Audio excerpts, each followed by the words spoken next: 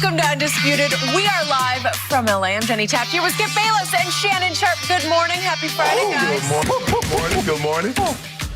Well, I guess I have to pull this out of mothballs, shake it out a little bit here, get it ready for the NBA Finals. If I could, let's see this on the back. Got a city jersey here. This isn't purple and gold. This is the Clippers. The Clippers are back in business. Happy days are here again. Playoff Rondo is where he rightfully belongs. In the basement with the Clippers. Exactly. Yeah. Can I ask you a question, Skip? Yeah. Was there anybody available yesterday that the teams really wanted? Why wasn't Nikola Jokic on the market? Why wasn't LeBron, the AD? Why are you changing the subject from the only move of the day that anybody cared about, Rondo to the... Oh, Rondo was a big move. It was. Okay. That is true. It is No, what that's what you everyone talking was about. talking about. It is what we are about to talk about. How about this? Rajon Rondo is returning to the city he just won a title in, but not the team he won a title with. Skip just pointed out with that jersey. Yesterday, the LA Clippers acquired Rondo from the Atlanta Hawks in exchange for Lou Williams and 2 future second-round picks. Rondo will provide some pass-first leadership out of the guard spot, something Clippers coach Ty Lue is very excited about, telling reporters he's fiery. That's what we need. And Skip, I know you think it's a good move. I saw you tweet last night. Congrats, Clippers. You just won your first NBA championship. Which means I gotta ask Shannon how he feels about that. Shannon, does Rondo make the Clippers the favorites in the West? No, 5 cases right now, they don't win a title. 5 cases? 5 cases. Let's just do the West. I'll take them in the West. Okay, 5 cases. 5, got it. cases. Boom, thank you. No, Skip, he does not make them the favorite. Rondo, AD, healthy. LeBron and AD, the Lakers, are still the favorite in the West. Now, I like some of the moves. The Nuggets, I like what they did. I like the JaVale McGee. I understand they get Aaron Gordon, a big body, can bang with LeBron, Kawhi, or Paul George. But for this situation, Rondo, he's averaging less than 4 points a game on 40% shooting. He's 3.5 assists, 15 minutes, all career lows, while he's missed 17 games. Now, you know at some point he's going to miss some more time. The question is, Skip, how does Paul George and Kawhi Leonard, with the most sensitive and the thinnest of skins, take Rondo when he shoots them straight? Y'all not playing well. Y'all are not where you're supposed to be. How do they handle that? Because we saw what happened. They got Trez up out of there. They got Sweet Lou up out of there. JaMychal Green's gone. Everybody that might have said, you know, come on, guys. Y'all need to hold up y'all end of the bargain is gone. So Rondo, you know how, Skip, Rondo is very mercurial. He gonna tell you straight. And it rubs a lot of people the wrong way, especially if you're not used to his abrasive style of leadership. It's not for everybody, but it's tried and true. He's been with some strong men. You got to be strong-minded. Think about Skip. He's with KG and Paul Pierce.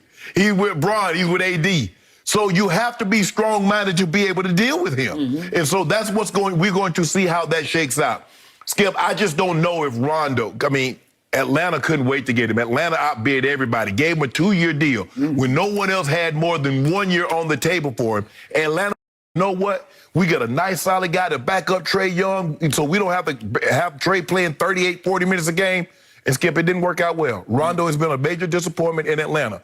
Maybe because he went there. I mean, it's hard going from a championship team to the Hawks. But he goes to a team now, but he doesn't make them the favorite, Skip. I'm sorry. I don't like to break news, bad news to you first thing in the morning, because I feel like it's somewhat of a downer that I'm starting your day off like this. But you're not the best team in the West, and you're not going to be the representative in the NBA Finals coming out of the West. Now, that's that. Okay, it is my turn, and forgive me because I got so excited as we opened the show, I just tore my mic right off, so I'm going to hold it because I'm going to hold you hostage as I go right here. And I'm going to set you, I'm going to shoot you straight on what just happened. Okay. In the biggest picture, the great Jerry West, who once upon a time was the architect of the Los Angeles Lakers and one of the greatest Lakers who ever played, and he remains to this day the logo of this league. The logo. Maybe we should change that, but that's a whole different topic for another day.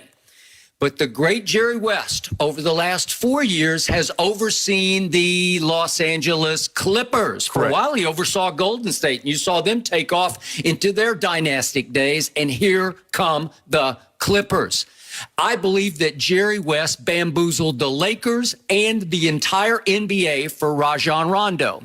What happened during the last free agent period? Did I not come in here day after day and pound this table? The Clippers need Rondo. Remember that? Yeah.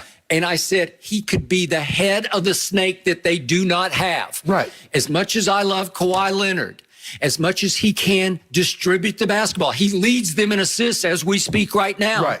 He's not a point guard. No. He's not a point forward. No. And he's not a leader of a basketball No. team. I've said that from the start. No. He grew up in the shadows of Duncan and Parker and Ginobili. Right. And he was a great young player and a defensive player of the year and a finals MVP, but he was not the leader of the Spurs. No. He did become somewhat the leader of a team that is still run by Kyle Lowry in Toronto, Right. and they did break through, Right. but they got a lot of breaks because they got a lot of injuries on the other side. with Literally Golden State. breaks. Literal breaks. Literal breaks that they got. God bless all of them. But Paul George, I've told you from the start, he can turn into George Paul. He can turn into Pandemic P. For a while last night against my Spurs, he was Pandemic P, and then he made a couple shots at the end, and they won back-to-back in San Antonio. But the point is, Paul George is nothing but a complimentary star who is not the leader of a basketball team. So Ty Lue is now the coach, and Ty Lue, once upon a time, was the mentor of a young Rajon Rondo in Boston under Doc Rivers. Correct. When Ty was Doc's lead assistant. He was. And up came Rajon Rondo. And you want to talk about the gumption this kid had, the you-know-whats this kid had, Right. to stand up to, wait a second, to Paul and Ray and KG and just tell them, no, sit yo, you-know-what down. Right. I got this, right? Right. And Ty Lue had to sort of govern him and Right. show him the ropes Right. and teach him the way. Right. But he took over and they broke through and won a championship. And last year, the harder I looked last night at what Rondo did for your team, he was the essential ingredient for you in the bubble, and especially in the finals. My goodness. I look at this. He had 19 points in the closeout game against Miami with 4 rebounds and 4 assists. He had 16 points in game 2, which was a crucial game against Miami. My point is, every time I looked up in the playoffs, he was making a key 3 or just some key basketball play. It could be a steal. It could be a pass. It just could be a play that you said, well, they don't have anybody who makes that play. As great as LeBron is, as great as AD has been, it took playoff Rondo to catalyze the Lakers in the bubble. Am I right? Yeah, but Skip, here's the thing, though. You couldn't play LeBron 48 minutes. And plus, because Rondo had been in those situations, it was a lot easier. They trusted him, having been the point guard on a starting championship team. I understand. But he made them fly in the bubble, and he's going to make these Clippers fly. And I told you, they don't have, you said it from the start, and I have not disagreed with you. Right. Patrick Beverley, I don't even know what he is. He's not a point guard. No. He's just a little bulldog, pit bull of a defender. Right. That's what he is. He's a disruptor. He's an agitator, and he brings a lot of life to that team. Right. And he's still on that team. They didn't trade Pat Beverley for Rondo. Right. They traded a Lou Williams, he always had an old man's game, but now he looks a little more like an old man than he ever did at 35. He going home. Okay, he's going back to Atlanta. He grew up in a suburb, and what did you nickname him in the bubble? Oh, Lemon Pepper. Lemon Pepper Lou. And that was the beginning of the end of Lou as a Clipper, because I don't think that organization ever quite got over that. It's tough. It's tough, Skip, because the guys, you're like, okay, we're going to compete for a title, and here's you out there bullshitting. Yeah. Okay. Well, that's exactly what it was. So the great Jerry West tried to fit Rondo under their cap, but they just didn't have the exception to be able to pay him the way the Hawks could pay him. He wanted 2 years. Okay, he wanted 2 years. The Lakers did not have the money to pay him, and I'm pretty sure they wanted to keep Rondo if they could. Go 2 years. So he goes to Atlanta, and he gets paid, but I am convinced, I do not know this for a fact, I'm educated guessing on this, that Jerry West said, hey, take your money and run to Atlanta, and we'll do our darndest to come and get you at the trade deadline so you can have your cake and eat it too, right? Because, okay, so to your point, you just rattled off his stats in Atlanta. He just got paid. That's all it was. He didn't want to play behind Trae Young. Come on. Rajon Rondo just won a ring for the Lakers, Right. and he wants to sit behind Trae Young, who has one of the highest usage rates in the league, Yeah. you know, and is a turnover machine. He doesn't want to do that. It was his team. Okay, it's his team, and Rondo's been playing 15 minutes a night, averaging 4, 2, and 4. He has been mailing it in. Yeah. He has been on ice in Atlanta, just sort of biding his time and staying fresh for the stretch run with the Lakers. And again, You mean for the Clippers? I mean for the Clippers, sorry. And against the Lakers. And the point is that I was afraid they're going to have to give up a bigger piece like Marcus Morris Sr.